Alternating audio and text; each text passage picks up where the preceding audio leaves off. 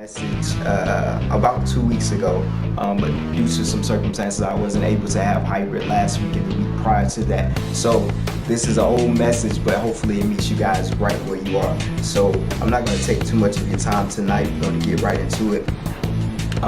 As I often say on Hybrid Bob said, I'm a visual person, so I like to visualize things, and I use all types of situations as meaningful situations. I think everything that occurs in the spirit also occurs in the natural, meaning that just like Jesus had a lot of parables to explain spiritual things, I think there are a lot of things that we do within the earth or within the world, everyday life, that also equates to spirituality. Some things that we can use as example and as metaphors also equals the same thing on the spiritual side. And once I get into the subject tonight of workout, you will understand what I'm saying. So about 2 weeks ago, I was in the gym, and I've been trying to get consistent in the gym. That's been my focus of getting consistent, wanting to go and not just go that one time, but go consistently and training myself. So this was probably the second day of my supposedly consistency of going to the gym, and I was in there on the treadmill, and I usually do cardio before I actually get started working out. Do cardio, do a few weight lifts, but I mainly focus on cardio because I think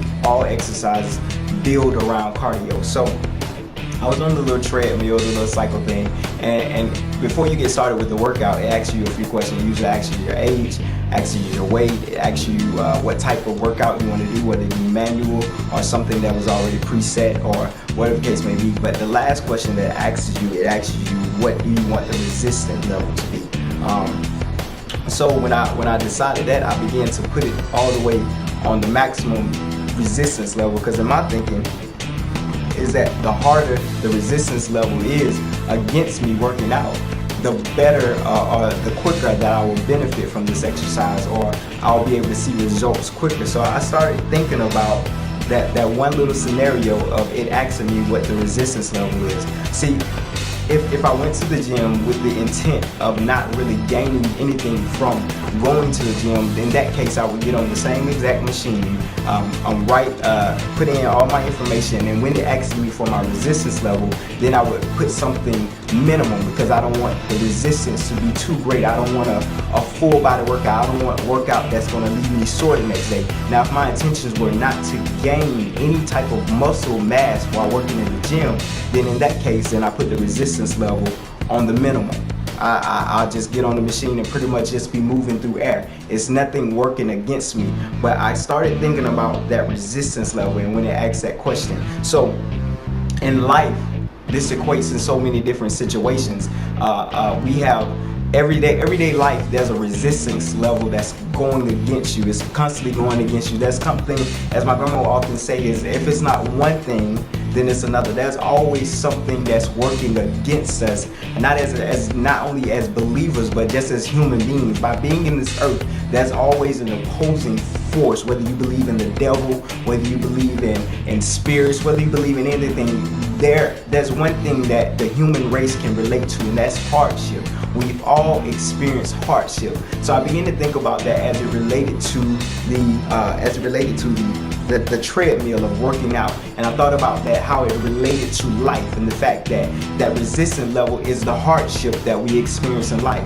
That resistance level is the hardship that everyday life of trying to pay your bills and trying to satisfy relationships and trying to be successful and trying to take care of your household and trying to make things work out and different things of that sort. Those are all resistance levels. So I thought about that. So keep that in mind tonight as we go a little bit farther.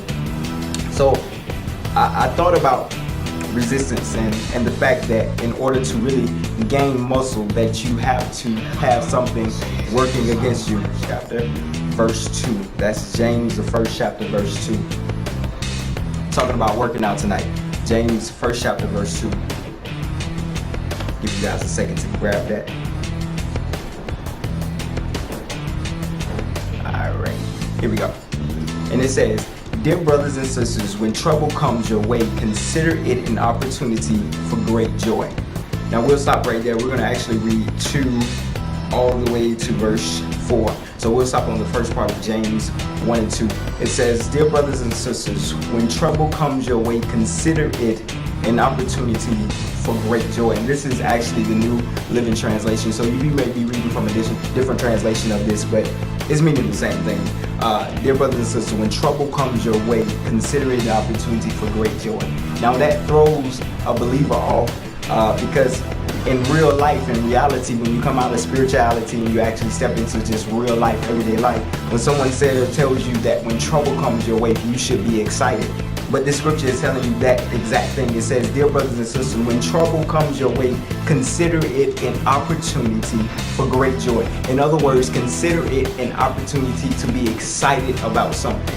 Now that doesn't make sense because whenever trouble comes my way personally, I don't feel like it's an opportunity to be excited. If anything, we feel like it's an opportunity to be defeated. It's an opportunity to be sad. It's an opportunity to have a pity party. But the scripture is telling us the opposite. It's telling us to consider. And when I think of the word consider, it means that something is challenging me to think a different way than what I'm thinking now. So it says, dear brothers and sisters, when trouble comes your way, consider. That means that you are thinking one way now about trouble and trials and tribulations and hardships and difficulties, difficult moments, difficult times in your life, death in your life, depression, suicidal thoughts, just violence. You're thinking of it one way, but the scripture is telling you consider. That means take a different approach, take a different way of looking at this thing. Change your perspective on how you see it. It says consider it an opportunity. That means a chance for great joy.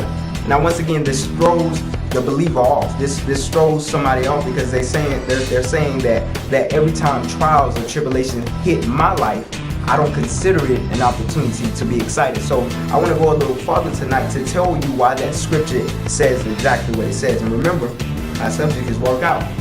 So we're going to tie this into the gym. Now 3 says, for you know that when your faith is tested, your endurance has a chance to grow. When your faith is tested, your endurance has a chance or an opportunity to grow. When your faith is tested, that lets me know that the only time that I actually experience growth in my faith is when I'm being tested.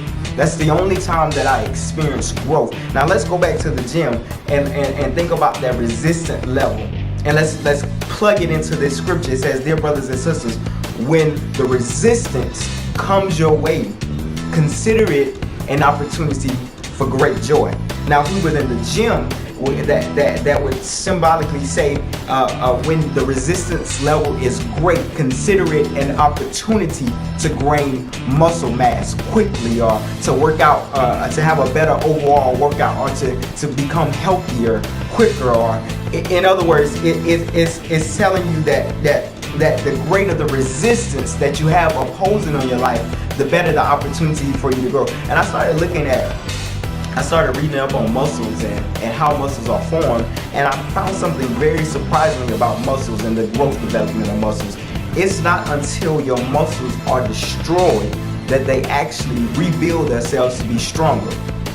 It's not until your muscles are destroyed that they actually become stronger. So what happens is when I go to the gym tonight and I work out and I work out and I work out and I use muscles that I haven't used in a while, and the next day I'm sore, it's because those muscles were destroyed while I was working out. My muscles were stretched in a capacity, or at a capacity that they're not used to being stretched at. My muscles had to accommodate the weights that I was lifting. They had to, in other words, my muscles had to gravitate or had to conform themselves in order to lift the objects that I'm trying to lift within the gym. My leg muscles had to conform themselves to be able to fight against the resistance on the treadmill. So my muscles are doing all these things to accommodate growth.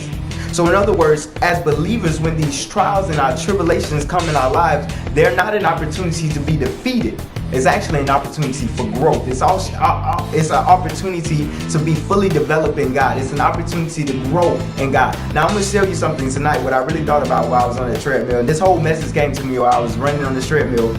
God told me that it's funny how as believers we get so spiritual and so in the heavens that we are a lot of times we'll pray for this resistance to come out of our life. We say, God, anoint me afresh, or God, do this in my life. God, let your glory rest in my life. God, let me be anointed. God, let me speak to the nations. God, let me do this, and God, use me to do this. And God, we just go on and on how much we want God to use us and how we want God to get the glory out of us. So God responds to the request by giving resistance. He responds to the request by giving resistance. So a lot of times Christians will say that when resistance comes in our life, that it's the devil. We blame the enemy for allowing death and trials and tribulations and job losses and friendships destroyed. We say that's all the devil. But I want you to consider tonight that it's a result sometimes of the prayers that you have prayed. You prayed for God to anoint you, and God is saying, okay, I'm about to anoint you. But the only way that you get anointed is when I challenge you for growth. The only time that a person is stretched and the only time a person is able to go beyond what they know is when they're challenged to do so. I heard someone of my coworkers said one time before that you don't know you can do something until you have no choice but to do it.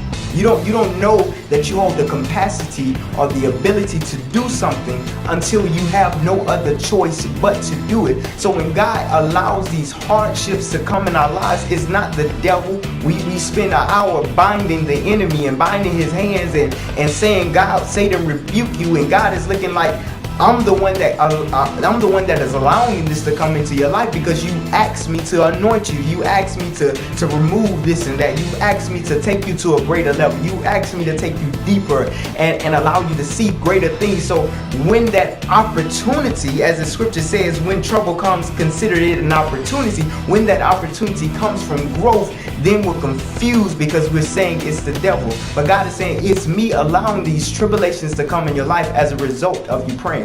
So it's just like me going into the gym and saying that I want to be fit. I want to be healthy. I want to get muscle mass. I want to get that nice body. I want to get these abs. I want to get the muscles in my legs. It's like me saying those exact same things, but when I go to the gym, I put the resistance level on 1. That's what we do in our spiritual walk with God. That's what we do. We say, God, I want you to do all these awesome and amazing things, but God, I don't want any hardships. I don't want any trouble. I don't want any tribulations. I don't want any difficult moments. I don't want death in my family. I don't want to lose my jobs. I don't want to know what it feels like to go without a meal. I don't want anything difficult, but I want the results. Now, in real life, we would look at a person that says, okay, well, how can I get the benefits or the appearance of a person that work out? How can I get this nice body without going to the gym? Now, we would look at that person like they're an idiot because you know that in order to get those type of results, it demands that you have a fit lifestyle. It demands that you're constantly in the gym. It demands that you're constantly working out. So in spiritual side of the spectrum, it's the same thing applies. That how can you ask God to anoint you, but you say, I don't want to go through anything? It says, for you know that when your faith is tested, that's in 3. For you know that when your faith is tested, your endurance has a chance to grow.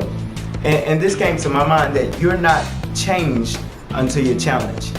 You are not changed as an individual until you're challenged. Until you're challenged by something, it hasn't changed you. I can remember there's some times in my life where I went through what I consider one of those difficult moments, one of those seasons of where you feel like God isn't speaking to you, everything is going wrong, nothing is going right. But as you go through that, you don't see the results. And that's the same thing. Let's go back to the gym. I can go to the gym all week long, and at the end of the week, I probably won't see any results.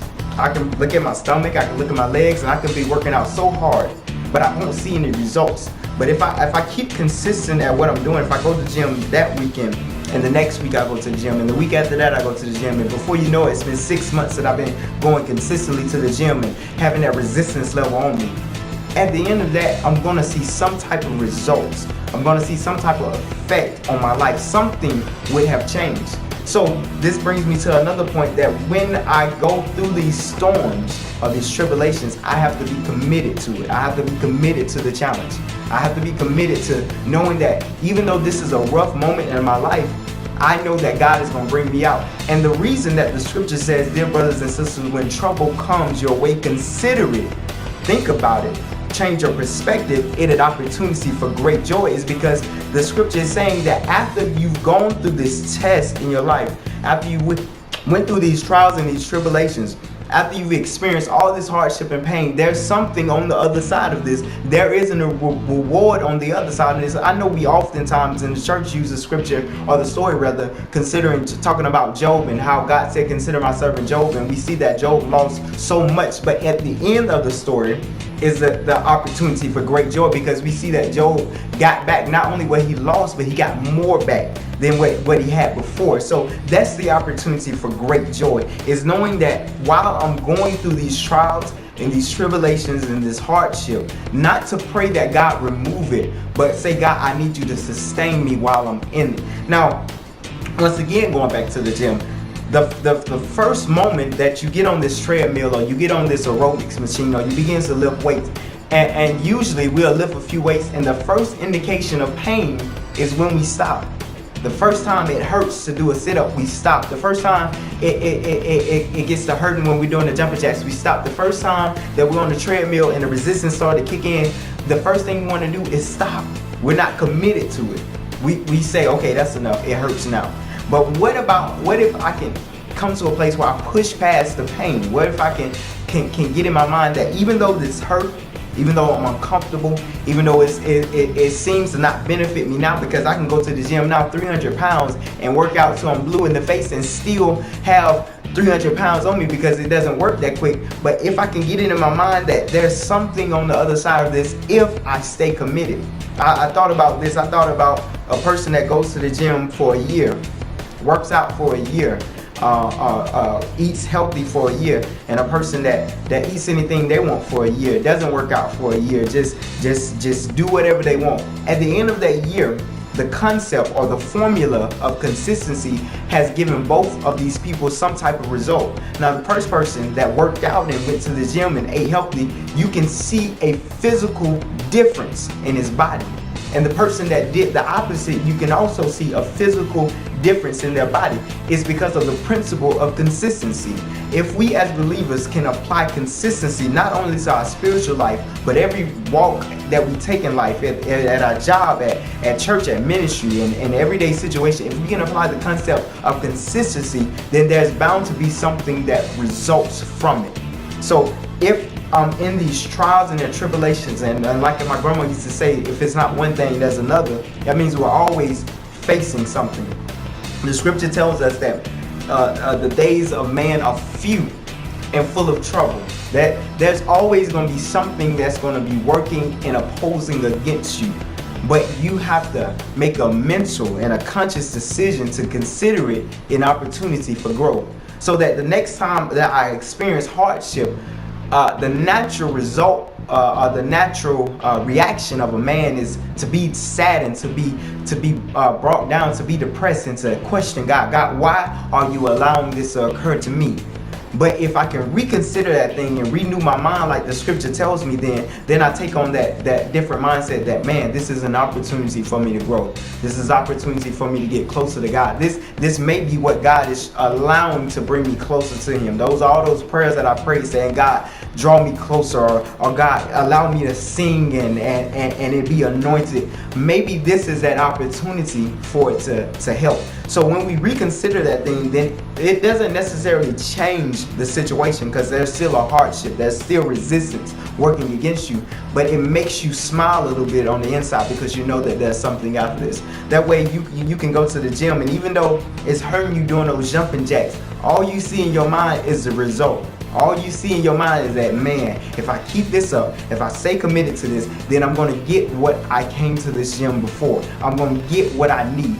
And that's some of us right now. You're right there in the middle of this trial and this tribulation. And what I want you to do, I want you to pray to God and say, God, is this from you? Is this a result of something that I've requested? And when you get peace about that situation, don't pray and ask God to take you out of it, because you forfeited that workout. You forfeited the opportunity for growth. You've canceled right in the middle of your assignment, and you're probably almost finished. You're probably almost to that place that God has been trying to push you to. So don't pray and say, God, take me out of it. God, remove this from my life, or God, remove that from my life, because God honors prayers. But this time I pray, God, give me the strength to endure this test. God, give me the strength to stay committed to this challenge. God, and God understands that this is hard. He understands that it's hurting. He understands that it's painful. But He also understands that there's something on the other side of this that I want to get to you. If we know the story of the leprechaun and following the rainbow, at the end of the rainbow, there's always a pot of gold.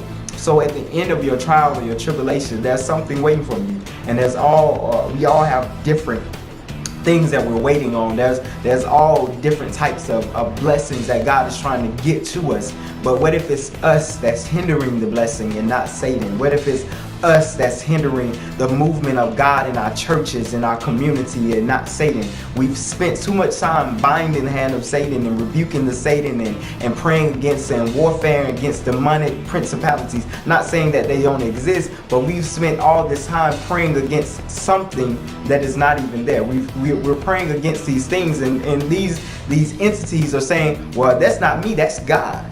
But we've been confused. We've been confused because we've been taught that everything bad comes from the devil and everything good comes from God. But trials aren't all bad. That's why the scripture says, consider it an opportunity for joy. So I appreciate you guys tuning in tonight for Hybrid Bible Study. I hope that you guys got something out of it. Of course, as you always know, you can tweet us at hybrid_BS. You also can find us on Facebook at Hybrid Bible Study, and also you can subscribe to our YouTube channel. What we're going to do right now is we're going to pray and we're going to close out a Hybrid Bible Study. So make sure also, if you would like a text alert sent to your phone and a reminder for what's going on with Hybrid throughout the week, you can text Hybrid to 31996. And once again, it's Hybrid to 31996. Also,